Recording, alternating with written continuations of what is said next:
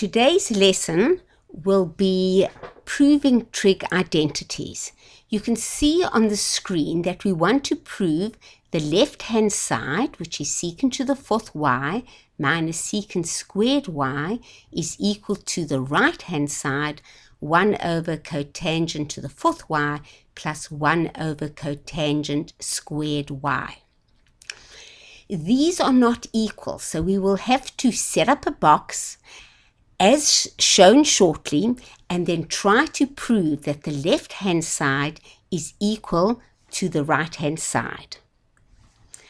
Looking at the left-hand side, the first thing I can see is that secant squared y is a common factor.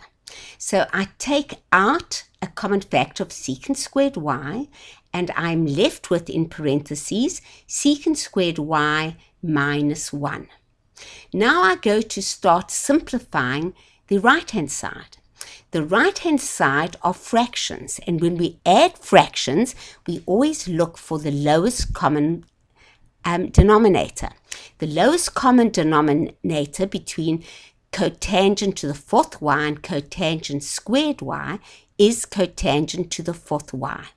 So putting them both over the lowest common denominator, cotangent to the fourth y, we get the numerator becomes 1 plus cotangent squared y. 1 plus cotangent squared y, I know, is equal to cosecant squared y by my Pythagorean identities. So that would be my next step to carry on with the right-hand side. When I look at my left-hand side, I know that secant squared y minus 1 is equal to tan squared y, also another Pythagorean identity. Continuing on the left-hand side, I have now replaced secant squared y minus 1 with tan squared y. At this stage, it is as simple as what I can think.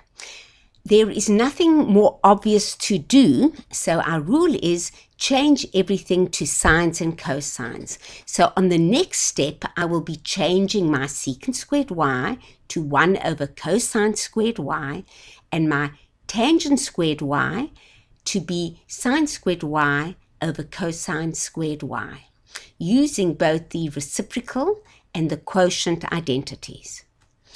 Continuing on the right-hand side, we said earlier that 1 plus cotangent squared y is equal to cosecant squared y. So I have replaced it over there. And on the right-hand side, my next step again will have to be change cosecant squared y to 1 over sine squared y.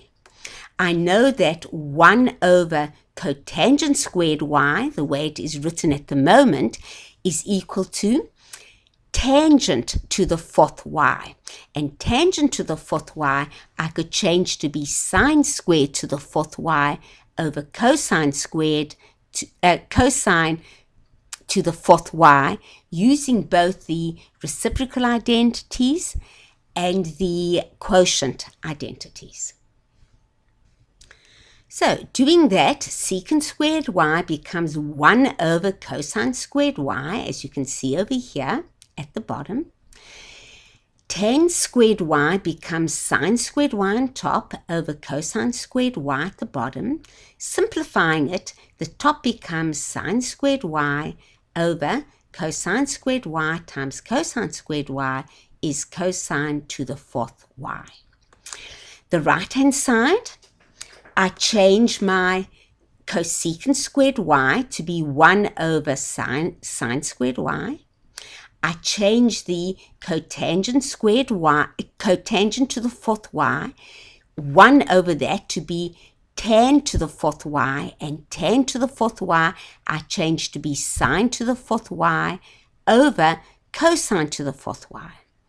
Then sine squared y cancels into sine to the fourth y, so we are left with sine squared y over cosine to the fourth y, making my left-hand side and right-hand side exactly the same. And so I draw an arrow from the one side to the other side, showing that I have made the one equal to the other. A common mistake students do is that they will change the right-hand side and the left-hand side by multiplying or dividing or adding, subtracting both sides.